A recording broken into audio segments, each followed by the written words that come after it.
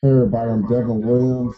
I'm a basketball trainer and video editor. I started my own series on YouTube called 10,000 Hours. Made a little noise online, and here I am today. Evan, it's finally great to have you on. I've actually been watching your series ever since you put out the second episode of 10,000 Hours. I've been meaning to get a chance to talk to you. Could you get a little bit into your background as a player and how you made the transition into video editing and training? It was all kind of like I guess you could say an accident. I started like playing basketball my whole life. That's pretty much all I knew. So what I did, I won a state championship. I got hurt in my senior year, had a couple scholarship offers. They pretty much all went away once I got hurt, so I had to take like the hard way. I went to Fresno State. From Fresno State, I tried to walk on, didn't really work. I ended up passing up on a scholarship that I could have took to SF State, San Francisco State, and just passed up on it. Tried to go D1 because that was my dream, playing the NBA. Didn't really work out the way I wanted it to. So I ended up going JC. Then I went to a school. I had a couple offers coming out of JC. Then I decided to go to a school called Academy of Art, who had a basketball program, and they're the only art school in the world with athletics. So I ended up going there. And to make a long story short, I started taking video editing. Well, it was really multimedia, but I learned how to video edit through the department. So from there, um, I guess I accidentally started training a little Chinese kid who was playing basketball at the time, and he introduced me to his brother.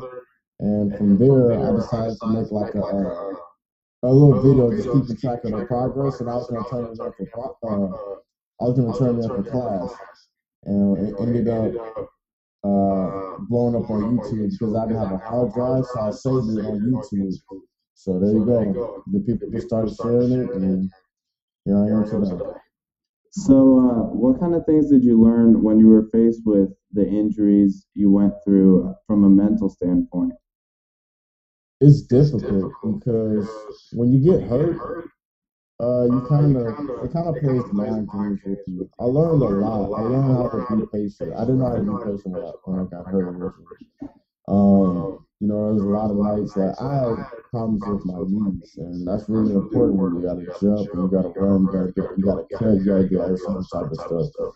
So I had really bad tendonitis, and there would be nights where I would like try to sleep. It got so bad where I would put like a bed sheet on my knee, like just covering up, and I would feel it. It was that bad. So, so you can only imagine how hard it was to run and cut. And, my game was dependent solely upon my speed and my athleticism. So, it taught me a lot about being patient, and more importantly, it taught me how to take care of my body. And that's one thing that I'm able to give to other people is how to take care of your body because that's one of the most important things when you're an athlete. I don't care what sport you play. You got to be able to take care of your body so that you can practice harder or you can be fresh when games roll around and all that type of stuff. As I watch your videos, I saw that you're always talking about working hard and how in the 10,000 hour series you say once that everybody's looking for the people that are working harder than them out there and that you found them. So, what, where did you learn that work ethic? It's funny because I didn't even have it myself when I was coming up. I would have loved to have a person like me who were just trained for a living, but I didn't have that. I just had my father. Not saying that my father wasn't good enough or anything. He was a baseball player. He played for the White Sox a long, long time ago, and he just didn't really have some of the necessary things I needed for me to succeed. And so when I started doing this, with them, it was just like it was kind of hard because it's like looking in the mirror. And I just really wanted to help these dudes out And that's what it really ended up. I ended up learning a lot of stuff through them. So, from all the athletes that you've been training, what kind of mental things do you see that they share in common? What outlooks do they have that make them successful? I can always tell when a person is committed, being that I've done this. I don't want to say for so long because I don't want to make it seem like I've been doing it for like 10 years or anything. I really haven't been doing it for that long, but I put in so many hours within like a little time. I can always tell who's really, really hungry, who really loves this, who kind of wants it. I can tell because I was one of these people. I can tell who who just grew up with this, and this is all they really have. I can differentiate those type of people, and some people have to really show what it is to really work hard. Some people they don't really know what it is to struggle, to work hard, and all this other type of stuff that comes with it. Some of the more common things is um, where people who really, really want it, they'll show up on time. Like I'll give you an example. The other day, I went to a homeless shelter, and I was just going by there for a quick second, and I got there before it opened, and it was going to open like 5 minutes after I got there, and everybody was in. It was a bunch of people in line. Like they don't want to starve. They want the food, so they're gonna show up early.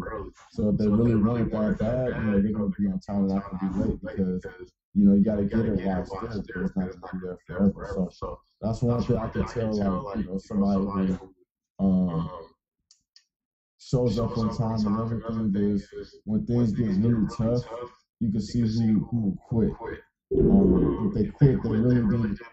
Some people quit because they didn't realize how hard it is, but some people they get that feeling, and then like the second or third time they feel that, they're able to push through. So it kind of varies with different players. You gotta show them what it is and what it's going to be like, and that this doesn't happen easy. None of this. I don't care what you're doing in life. Like you really want to be extremely successful, then you're gonna go through some hard times.